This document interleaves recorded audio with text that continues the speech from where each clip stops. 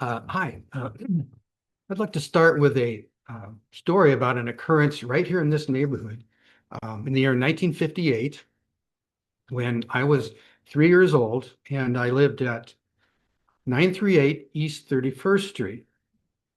And I still live at 938 East 31st Street. And so does Jenny, my wife. And that's down Robin. On Robin, there's Sheridan, then 30th, then 31st. And so that's where we live. So the story I'm going to tell you is partly from my own memory and partly from what my parents and my grandparents said about it afterwards, is how I know. So it begins with the fact that I had this red coat. And this was a very special red coat to me. It was kind of thick and heavy. I had belled out slightly going down. It was kind of long. It had big round buttons down. And I thought of it as my hunter's coat. And I had a toy gun that was made out of red plastic. It was in the shape of a cowboy gun. And when you pull the trigger, the hammer came back and it fell down with a loud click.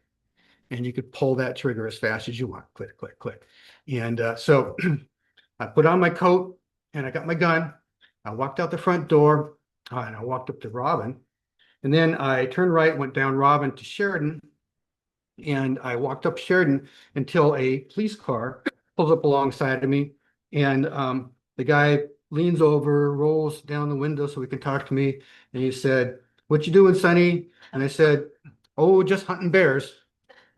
And he said, "Get in the car." So I had to sit it with him and go back home with him, right? And so what I draw from that story is that I had a cognitive dissonance in the fact that I really was hunting bears as far as I was concerned.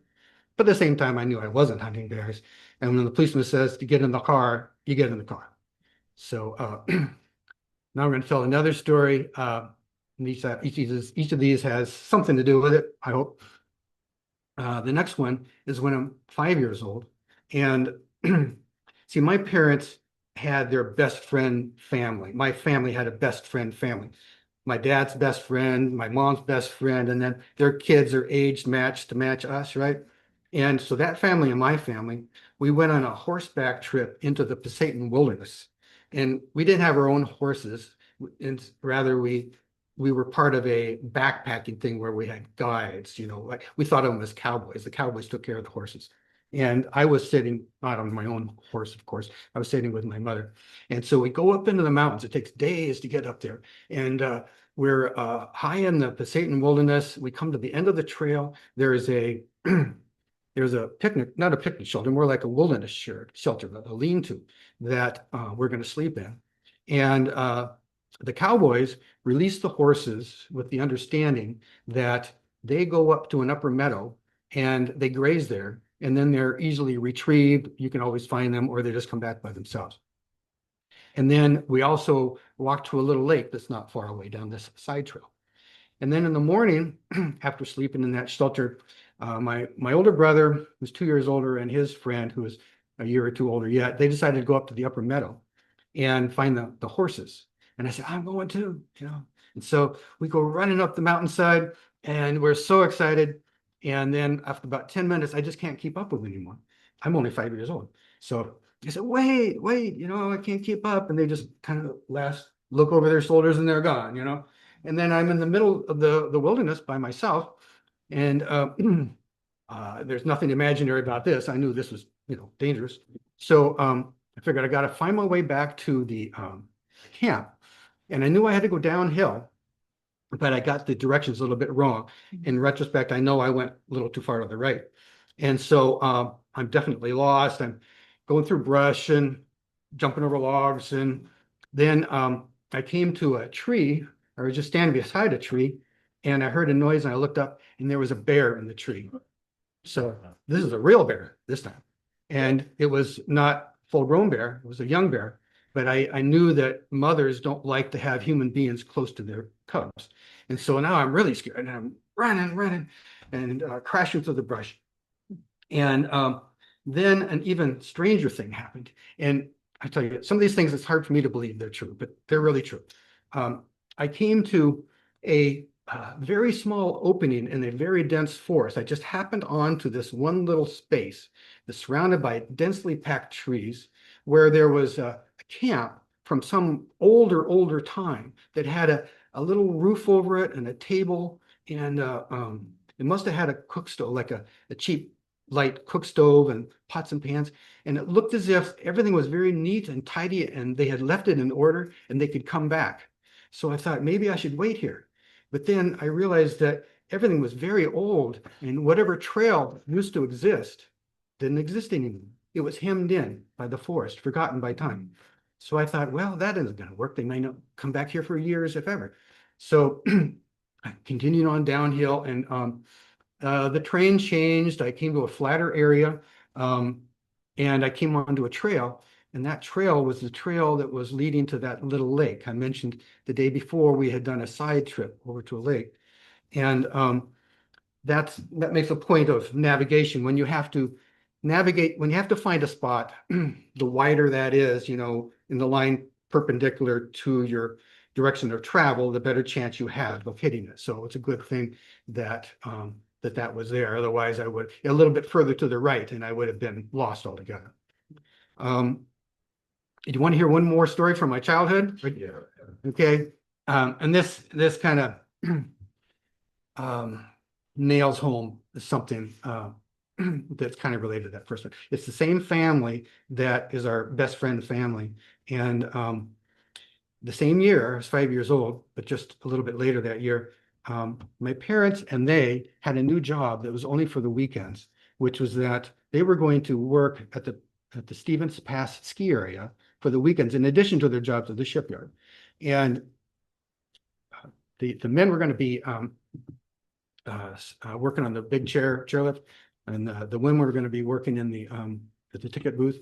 And but they had to do their regular Monday to Friday job, and then that first weekend of the year, and this would be 1958, where they were going to operate. So it would probably be late November or early December. We drove up when they got off work. We arrived at Stevens Pass at about 9 p.m. And we had joined the Bremerton Ski Cruisers Club that has a cabin there. And we'd never been there before. Well, the other family had, but my family had not. And being the first weekend of the year, it's about a half mile and the trail had not been broken.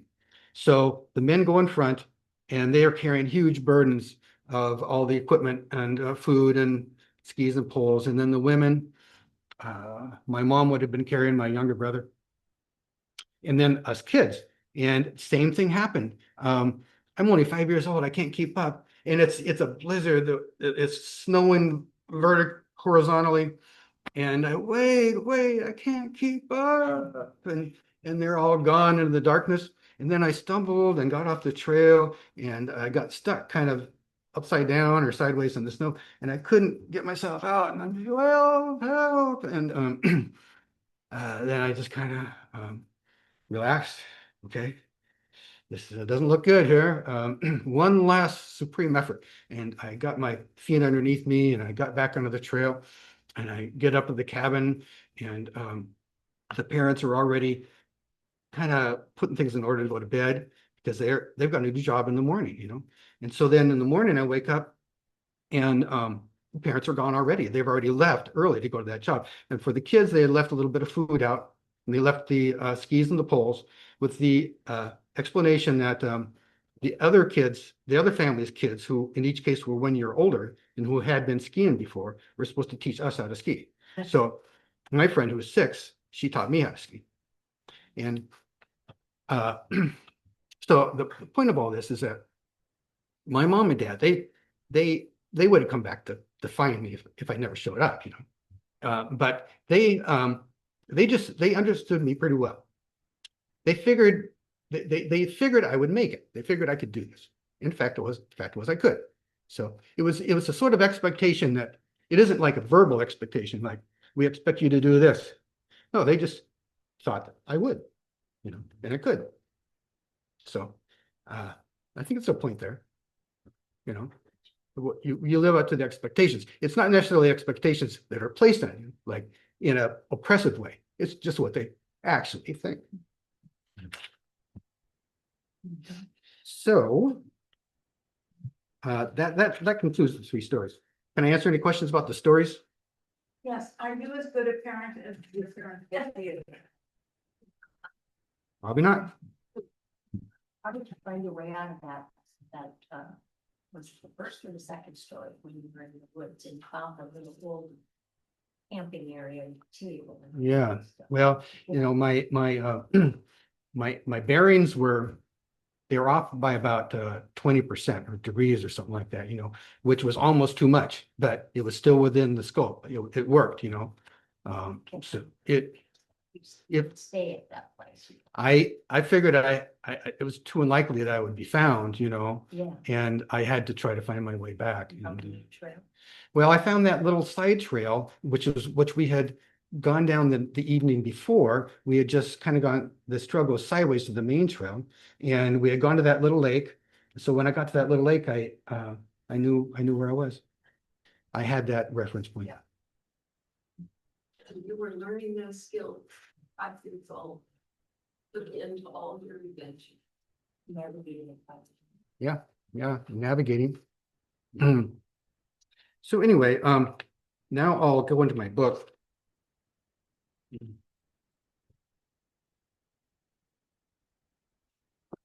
And I should mention that Jenny, my wife, there, she's here with us today.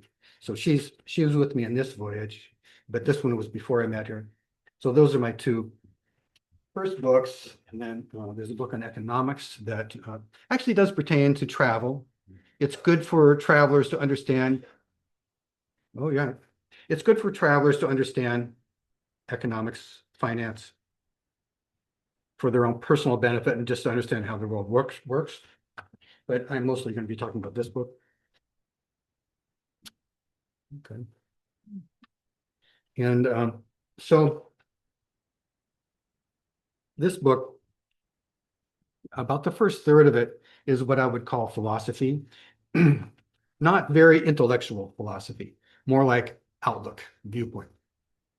And so there are four headings: spirit, identity, reason, and toughness. And these are sort of like the stages of development of a human being. Roughly speaking, they're sequential stages of development of a human being. And so by spirit, I simply mean, what are we born with? When we're born, we have a certain amount of genetic information, and we've maybe learned some things about the world or gotten some hints from our time in the womb of our mothers. That certain little bit of starting information stays with us throughout, but of course, much is piled on top of it. Then the next thing is identity.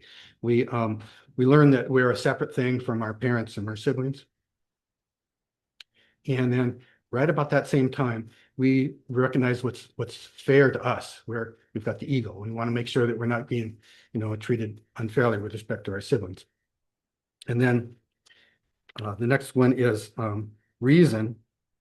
And here it's simply the observation that although everybody is of different intelligence, I was talking with you about this earlier, in my perception, wherever you go, people use as much intelligence as they have, and in more or less the same way. People observe and they look for cause and effect relationships, and then in their observation, they see that everybody else also has their own identity and their own demands for fairness to them. So it's simply a matter of reason that you're not going to get past that. You're not going to get around it. You have to respect that too. And that translates ultimately, at least in the case of an adventure, into respect for foreign cultures. And finally is toughness. Toughness is the ability to avoid discomfort or accept it when necessary to achieve our goal. And it's related to the concept of minimalism, because in adventuring, we have to leave something. We have to leave our comfort zone or the bulk of our objects and possessions, and in order to not have them serve as impediments or obstacles or buffers from our new stimulus, the new stimulus coming in. We kind of go naked to the world, ideally. Also, before the adventure, minimalism is good to help us save some money. And then another aspect of toughness is discipline. Discipline is the ability to postpone the gratifications, allows you to save money and be frugal along the course of your trip, and to maintain your persistence to accomplish whatever your goal is. And then, so I think it's time to define adventure. Do I have any questions about the philosophy? How much does intuition play? We're talking about intuition. Mhm. Yeah. What's the role of intuition in it?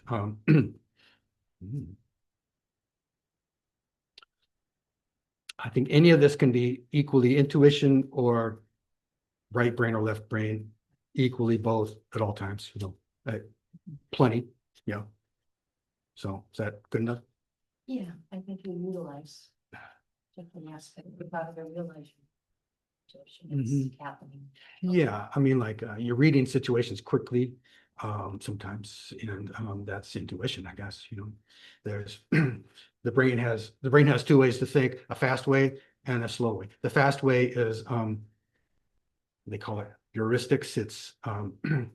It's the kind of quick answers for things that they're not necessarily correct, but they're like the off the cuff standard responses, automatic responses that are based, they're founded in intuition. But if we have more time, we think it through and we use the other part of our brain. So it depends on how much time you have, I guess, as to which of those you pay more attention to.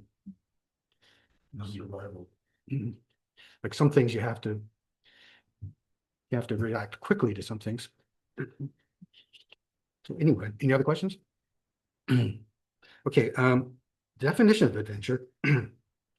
Okay, it comes from the Latin word venire, and that means to come.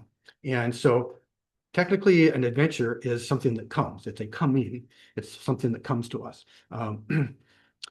And although that's true and literal, we now have a more proactive connotation to it, which is where we go out to seek an adventure.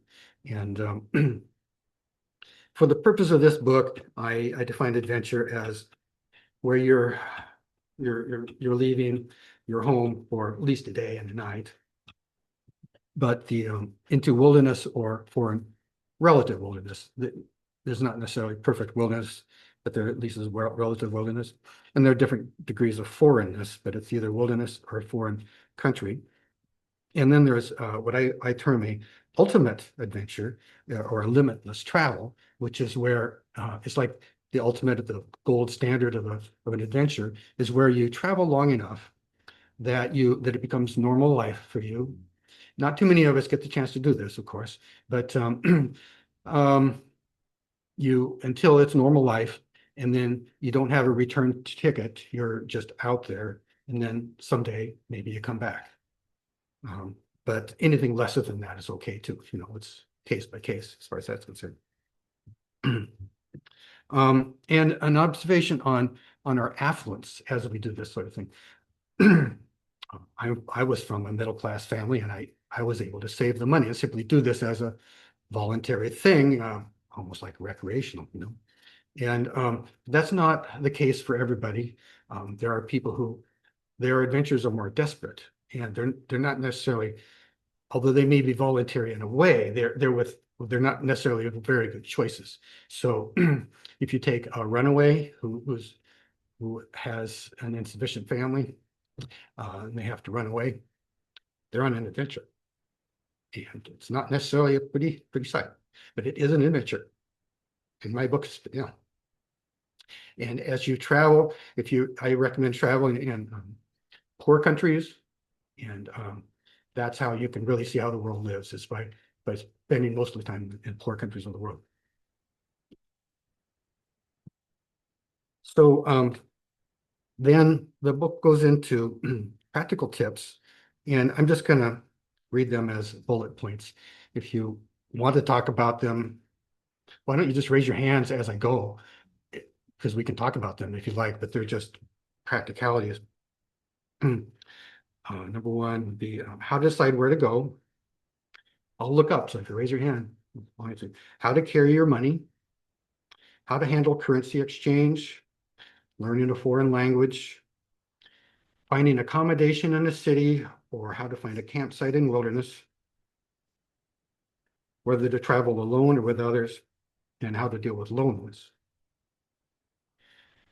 How to deal with extremes of hot and cold, how to deal with extremes of wet and dry, how to navigate, how to organize and maintain your equipment, how to re-provision. Various pitfalls, all of which I have encountered, some with my wife, injuries, disease, robbery, imprisonment, foreign wars, and childbirth. And then there are sections on the major modes of travel, adventure, hiking, bicycling, skiing, paddling, rowing, sailing, car, motorcycle, public transportation, hitchhiking.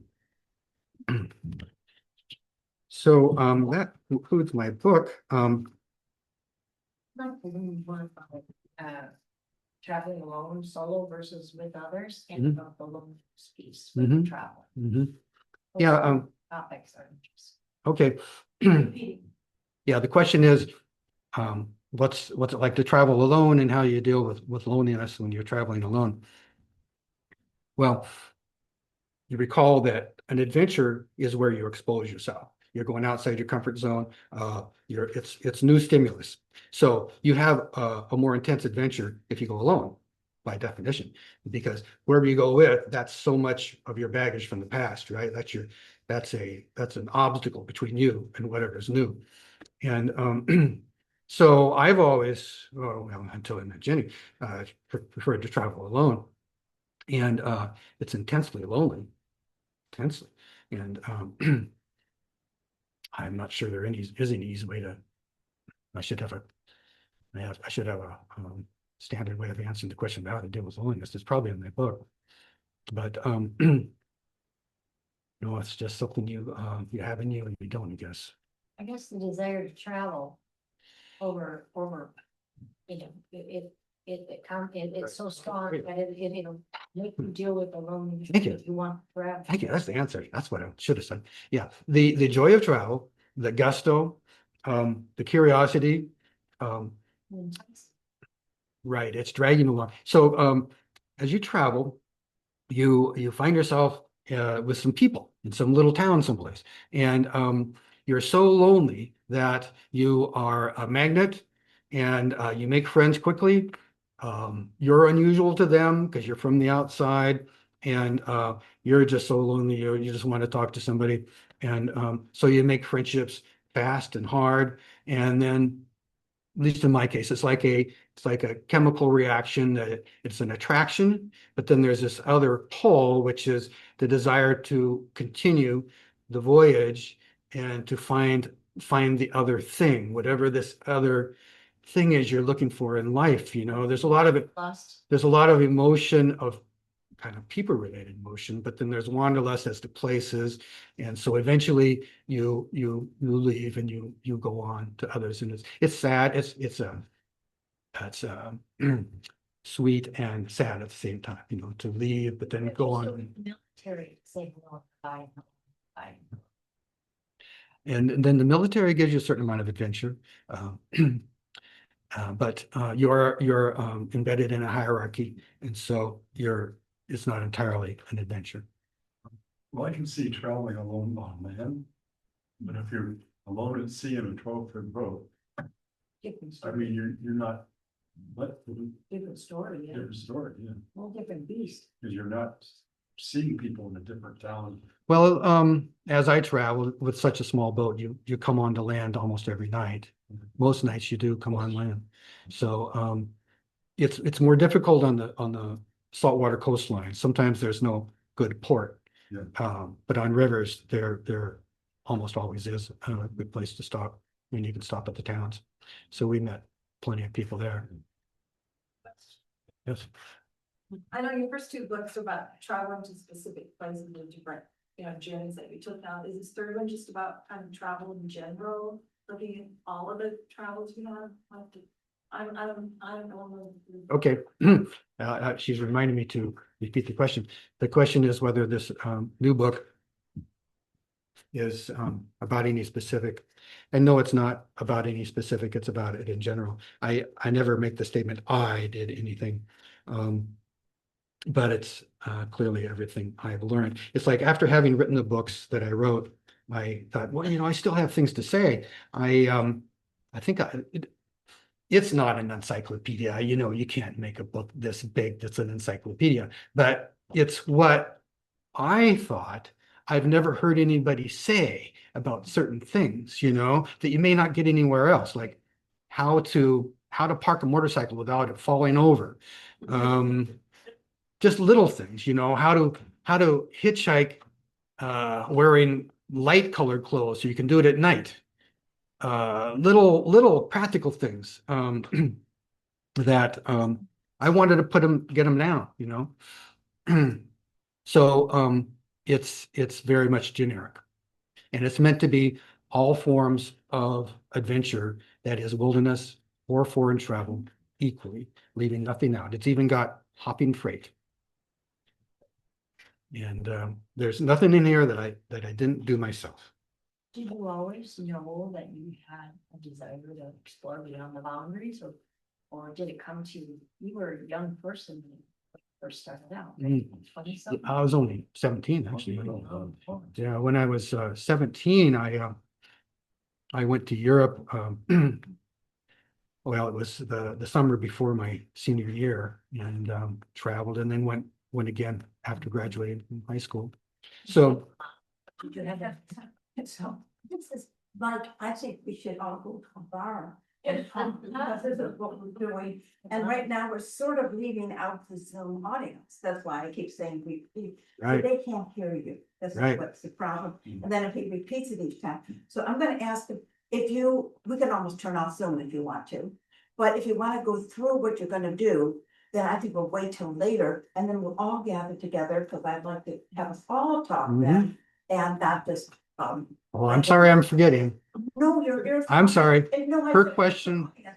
You didn't know, no, the audience didn't know, but now Always- you know, so let's get you talking. Help me remember, everybody. I got to repeat your question. Yeah. So what is your question again? Now, come on. What was it? No, just keep going. We'll do all the questions later, Yeah. because that's what's gonna Yeah, happen. but I forget what then we were talking about. And then we will still have a lot of time to talk. Yeah. But where were we? early influence? Oh, right. Okay. Well, yeah, I read adventure stories. The first book I remember reading was A Child's History of the World. And the second book was A Child's Geography of the World. So, and then my mom had a book that was like on her bookshelf, and its title was, well, it was by Michener, James A. Michener, and it was about Afghanistan. And oh, that looked like a good book. That was an exciting book. And so I went to Afghanistan. I had to go to Afghanistan. And that's the last story I want to tell you. Okay. This is to leave a certain taste in our mouths after this talk of mine. So, as you know, after high school, I traveled for a year in Europe, Asia, and Africa. And the high point of that travel was Afghanistan, and especially a valley and a town named Bamiyan, where at that time there existed two bas relief statues of the Buddha, carved from a rock, carved from cliff faces on the north side of the valley. And unfortunately, the Taliban destroyed them in 2001, but until then, they were the tallest Buddhas in the world. There was a taller one and a shorter one, side by side, on the north side of this valley and these cliffs. I had hitchhiked to the valley with a young English couple. We arrived in the afternoon and we went to investigate the taller of the two Buddhas. There was nobody around. It was not a popular tourist destination. There was no signs, but we found an opening at the foot of the cliff. And that opening was relative to the Buddha. It was by his right foot. It was to the right of his right foot. And it was just a hole. And we went in, And it was a staired passageway. It was crudely carved, narrow and small, but not difficult. And we're going up the steps, and there are periodically holes through to the outside to provide light. So this passageway is never very far from the cliff face.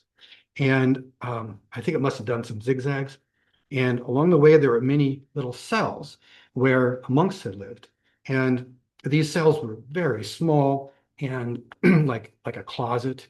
And each one had a bench that was just where it had not been carved out. It was just some of the bedrock was there, and they just slept on that stone bench. And then we're up and up and up and up and up, and then we see the hole, the end of the passageway, and we come to the end of the passageway, and open air, and we're on the Buddha's head. And the Buddha is 175 feet tall, and we're on his head. We walk out onto his head, and base relief, it's not exactly like Mount Rushmore, because it has the additional feature that it's inset into the cliff as if he's standing in an arched doorway, you might say. And so from here forward is what exists of him. His back half doesn't exist. His front half exists. The front half is his head exists. And over his head, it's you couldn't quite, it's probably not that high. You couldn't touch it. And it's round. Everything is perfectly smooth. It's not fancy like with any artwork, but it's all just perfectly smooth. And it's a big arch, a big half cylinder coming down. And then it goes down and it's vertical walls. And here again, he's got some separation, like maybe 8 feet on it. So he's got some room, and he's inset a little bit. So most of the rain doesn't even hit him. He's inset a little bit. And he's looking east, and we sit on his head, and there's plenty of room to just sit down. I'm sure we sat lotus style because, how can you not sit lotus style, right? And we had no sensation of fear because his head is so big that although it rounded away, it wasn't rounding away real sharply. And so we three sat quite comfortably. And so we're looking west, because he's facing west, across the Hindu Kush Mountains, which is the major mountain range there. And the sun set, and then a star also set. This was probably a planet because it was very bright. And it set, and then that star came back up again. And we go, what? And then it went down again. And don't know why it did that, but it did that. And that's my story. Did you want more questions? You have any questions? Are you going to tell more stories also? No? We can talk so that the people can hear from Zoom also. And so everybody gets a chance, and everybody can hear what people from the audience say, so we can be more of a group. I've got one question from the audience here. Did you have any more experiences with feeling with the people of Afghanistan? We became enemies of them at some point in time, but what was your feeling for the people of Afghanistan? Oh, I would like to tell another story about Afghanistan. Okay. When I think it was with that English couple. It was with that English, no, it was with a different English couple, believe it or not. But anyway, I had history ride with an English couple, and we were entering Afghanistan from Iran to Afghanistan. And it took like maybe a day or two to get through it. They're not quick, And so we're just kind of waiting, I guess. And there's this, the woman is sitting in the driver's seat of the Volkswagen van, and I'm sitting beside her. And there's this, I call him a tribesman. He's a primitive man, and he's wearing his garb, and he's got this big beard coming down, and he looks pretty fierce. And her door is open, so the driver's door is open. She's sitting there, and her purse is down at her feet. And this tribesman is like right close, and then he's looking her right in the eyes, and he's looking me in the eyes, And then he edges a little closer. And then he edges a little closer and his hand goes out. And his hand touches the purse. And then she says, "Oh, you can't do that. Go away, you." And he goes, "Hmm," and he walks away. So he didn't, to us, we were extraterrestrials. He was wanting to know, "Can I take this lady's purse? Is that okay to take the purse?" We told him, no, it's not okay. You can't take our purse. Go away." And he goes, "Oh, take the purse." And then another one, I think it's a pretty good story, is that I was, it's kind of similar actually. Not to say that this is like what they all are, but I just think it's funny. I was riding in a bus, and a bus to them is a truck with kind of a Conestoga wagon canvas over the top, holding maybe 10 people with a bench on the other side. And I was sitting one, and then next to me was an Australian woman, a fellow traveler, who we had kind of thrown in together for mutual support. And then next to her was a Afghan woman in full, I forget what the word is, but it's full. You don't see anything of that person. You can see, what is it? Yeah, The formal, customary. yeah. This is Afghanistan. That might be a different word for, it should be, the language they use there is mostly Farsi. At any rate, you can see their hands, and they actually have a mesh in their eyes. You don't even see their eyes. And so it's like hours, maybe even more than one day that she's, my Australian lady friend, is sitting next to this Afghan woman. We don't know if she's old or young. And there's no communication, there's no common language. And then her gown, her hijab, was just by nature, it was kind of like taking some floor space. So it covered up the purse, just she couldn't avoid it. And so then when the Australian lady and I got off at some town, she looks in her purse and her glasses are missing. So now you just have to imagine this Afghan girl or woman. She's sitting there for hours, bouncing in this bus, and she sees this purse sitting there with all these things in it. She's never heard. She didn't even know what they all are. She probably was like rummaging around, and nobody can see what she's doing. And the only thing she took was the glasses. Julie, you did a question from the. Yes, I did. The question from Zoom is, are you still traveling? And I'm going to repeat this, it's a little bit impertinent, but how old are you now? I'm 72.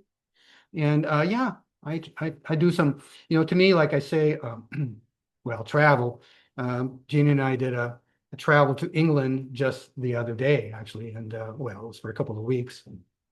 That isn't exactly my usual kind of travel, but it's kind of another thing we're doing now. And but I do wilderness things of a shorter nature. So the answer is yes. Yes. We're sailing again, back to the sailing. And I know when I was reading the book, there's those periods again when you're alone on board and you're sleep deprived and you're starting to hallucinate, or you're starting to have those feelings of, fear or exhaustion for sure. There's a lot of introspection that happens then during that time, and then afterwards when you're rested, still reflecting back on what you experienced. I guess I just wish you would talk a little bit more about how you get through those times. If it's just sheer will, is it fate? Is it just sheer practicality and I'm going to do this thing no matter what? Mm-hmm. Yeah. The best thing to do is to think of a story that kind of I think pertains. And what comes to mind is when Ginny and I were on the voyage together, the baby and Ginny had to fly back from Brazil because I was going to have to sail through the open ocean to get the boat back, me and the boat back. And I was 5 years apart, not 5 years, 5 months apart from them. And it was difficult because that coastline it's mostly the Guyanas, the British Guyana, the French Guyana, and the Dutch Guyana, and they have a lack of harbors. You go in the type of boat in question, you can pretty easily go 60 miles. You can't go 100 miles because that is more than you can do in a day, so you have to spend a night at sea. And some of those passages were a day at sea, and one of them was four nights at sea.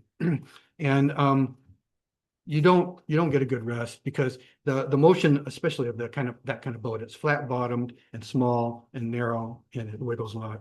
And so you're dealing with that. It's very unpleasant to be sleep deprived. And I remember, and then there's so many factors you have to take into consideration. The coastline there had all these multiple overlapping problems you have to consider. There's a heavy wind, which means surf, but there's also a high tidal fluctuation. And high tidal fluctuation combined with another issue is that it's all flat. The Amazon has, this is all at the mouth of the Amazon. The Amazon comes out and 10 times bigger than the second biggest river in the world. And it has an immense amount of effluent. And but there's a current that comes and carries it all to the northwest. The whole effluent of the Amazon River turns 90 degrees and goes along the coastline of the Guianas. And all that stuff is dumping off and has been dumping off for millennia. And so that means that the land, if you can get to land, is just mangrove swamp, flat. It's uninhabitable. You cannot live in mangrove swamp. It's got the insects that will just don't want to be there. And then even the water is very difficult because it's so shallow that even though my boat only draws this much water, I would run aground, even though I can't even see land. But it's just muck. And so as I had done at other times on rivers, I had to sometimes get out into the water. This probably isn't answering your question, but I might get there. I had to get out in the water, hold onto the boat, and kind of slurp my way along. Because you can't row, you can't sail, you can't swim, but you can get into it's like a yogurt consistency, and you slurp, and you pull the boat until it's deep enough water. So anyway, you want to come into a river mouth because at least there you get out of the motion of the sea, but you have the insects, and so you don't know which is worse.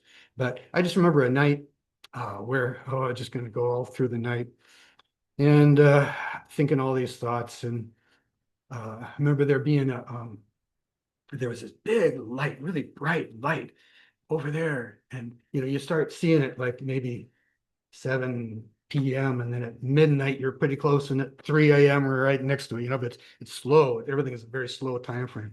And that really bright light is a fishing boat. It's just a big fishing boat with this really bright light. And they're 5 men and they're doing all this stuff. It's kind of an industrial thing out in the middle of the ocean. And I just go kind of quite a bit to the side of them. I don't need to disturb them, and that you see how other people are in a social relationship with each other and you're not, and it brings out the loneliness, I suppose. And it gives you more introspection than you need, put it that way. Other people, is there anything? Yes, you. You mentioned that it took 5 months between your wife and child moving you back. Did you have a set goal for where you were going to, or? Yeah. I was trying to get to Florida. If I had gotten to Florida, but then that boat could have been put onto our trailer. We had a trailer in a vehicle and we could have driven it home. But I didn't make it. I made it about 2/3 of the way and lost that boat in a capsize. So that was the conclusion of. That was the Thurston. Yeah, the Thurston. That was the conclusion of this book, was losing it in surf, in trying to enter a coral lagoon, and getting over the coral reef and losing it by the big waves. But it served you well for all the months. Yeah, that it was you a and really Jenny good were on. boat. Yeah, How did you and Jenny meet? we met at the city hall. How did Jenny and I meet? Yeah, Jenny and I met at City of Bonnie Lake City Hall. We both worked for the city. I'm a retired city planner. She worked in the city clerk's office.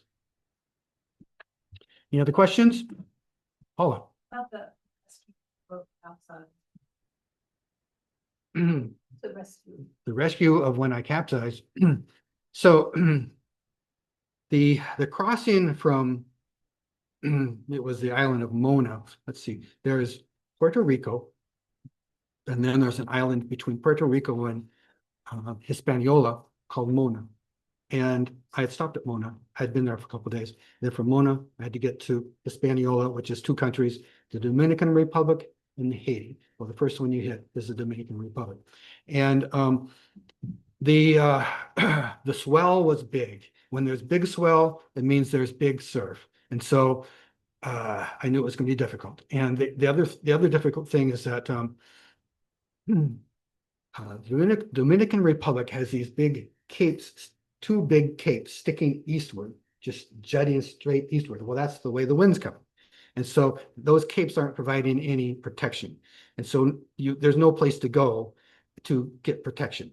But one of those capes I saw had a coral reef around it that made a lagoon half-mile deep. So if I could just get over the reef, I'd be in that lagoon. And I read it wrong, and I thought that there was a pass, a place where there wasn't going to be any waves, but there was the waves, and that's what broke the boat up. But then as soon as the capsize had occurred, it was not dangerous or anything anymore. I just started putting things back together. I was swimming in the water, taking the parts of the boat that had drifted, broken loose or come loose, and was swimming and bringing them back together and kind of bringing it all back together again, whatever is left, you know. The hull itself was still okay, but the rigging was all torn up and everything. And then while I'm doing that, a boat comes out, a little motorboat, and I am taken by the Dominican Republic authorities, and I'm made to just stay anchored. So it's sort of an arrest. I can't go on shore for a day and a half while they decide what should be done. And then I had to pay a fee, and then they let me go. It was a detention, because it was not a official port of entry. But I didn't mean to enter. I meant to just get refuge, you know. I assume most people. Espanol, yeah. Yeah. How many languages do you speak? Well, I speak Spanish pretty well, and Portuguese, sort of okay, good enough. Sort of good enough, yeah. There's one here. How good are the maps? Sometimes you were finding things you did not expect. Are there some maps are better than others, or how good did you find your maps were? Is that one of the questions from the? Yes. Okay. Well, there's many different situations there. On rivers, it's not very important that you have a good map. In fact, there were times when I just used a road map. Like I remember being in the state of Missouri, I used a road map of Missouri to go down the Missouri River as it goes through the state. But then oceans, of course, are much more tricky. There's more information there about, you know, you've got the harbors and refuges and depths of water and currents and a lot of more factors. And Janie and I got into a pattern that served us very well, and it's kind of technical, but I'll say it if you like. And because we used it in the salt water, but we also used it in the rivers. And that's that we made our own maps and we created our own database, which is that we ask ourselves, where are we going to be able to find if this is especially the case in the saltwater, where are we going to be able to find refuge at the end of a day? So we're looking with Google Maps, and then when we find places, we create a database as to their location and their characteristics, and we try to get there by the end of that day. And then we actually made maps. When we got into the rivers, there are no maps of South American rivers, and we got into Google Earth. And we used a tool whereby you can trace the shorelines of the river fronts, the shorelines of the rivers and all the islands. And we would stop at a place where there's internet cafe, like in one of the cities, because only there would we have internet, of course. And so then we would create these maps that were read off of our handheld GPS, just a little one you hold in your hand. And it showed us where we are relative to what we have mapped. So we made our own maps for much of it. Electronics did you have? You know, it was a Garmin handheld. Yeah. You got thunder and. No, straight No. over. a lead line. Yeah. Just a lead line, no, some very simple lights that you just kind of clamp on, a little bow light and a little stern light. We carried a laptop and had a solar panel, just a very small one to power the laptop and a couple other things. Okay, are there any more questions? We're coming to about an hour, but if there's no more questions, waiting for a minute. You will be able to speak to the other people in person after this, so we can still have time to talk and have a cookie in front. I want to thank you very, very much. Mhm. Thank you.